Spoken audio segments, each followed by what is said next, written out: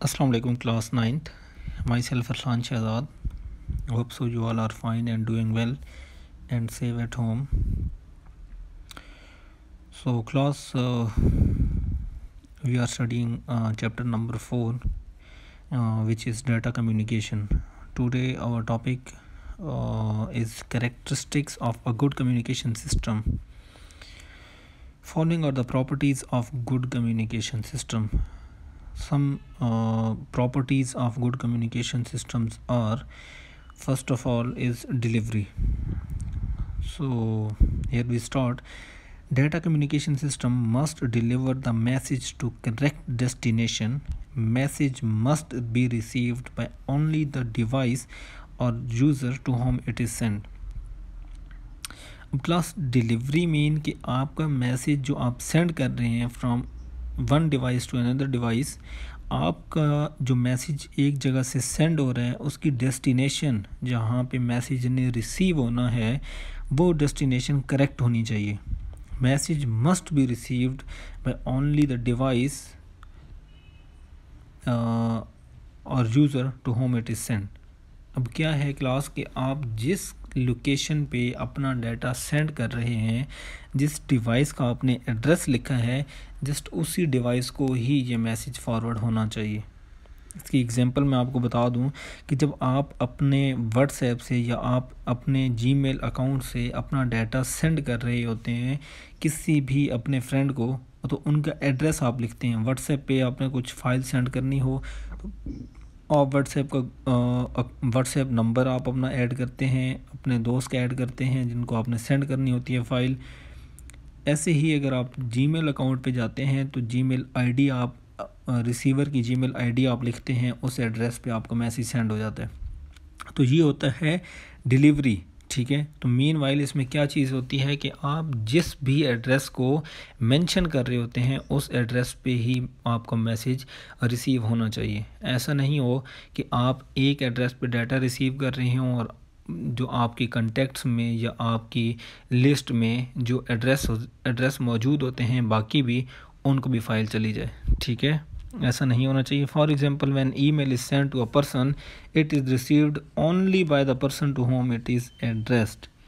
This is managed by the protocols used in data communication system. अब देखिए data communication system में protocols जो use होते हैं वो इस चीज़ को मैनेज करते हैं कि आप जिसका एड्रेस लिखें जस्ट मैसेज उसी एड्रेस को जाके रिसीव होना चाहिए. ठीक है क्लास, तो ये है हमारे पास delivery. Next point is accuracy.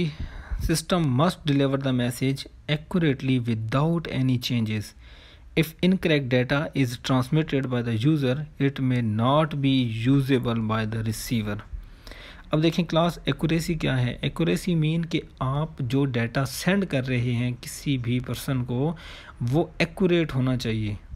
Accurate mean कि आप जो फ़ाइल ट्रांसफ़र कर रहे हैं वो फ़ाइल जितना भी डाटा यूज़ कर रही है वो नेक्स्ट पर्सन जो कि रिसीवर है उसके पास वो फ़ाइल कंप्लीट जानी चाहिए.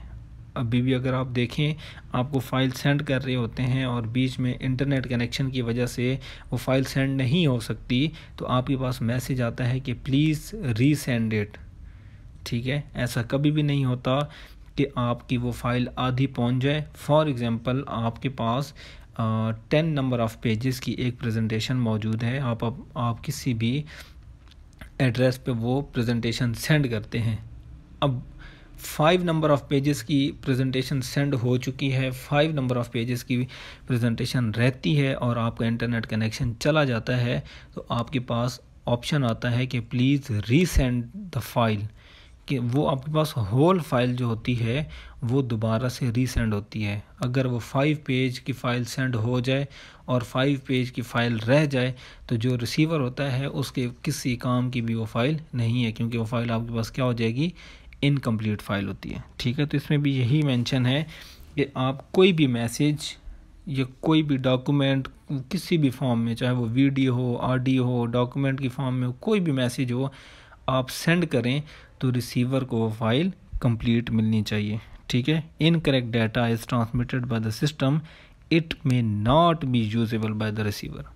और इनकम्प्लीट डाटा रिसीवर के लिए यूजेबल नहीं होता। For example, when data is transmitted over long distance, it may get corrupt due to transmission error. The data that is not correctly received at the destination is retransmitted from the source.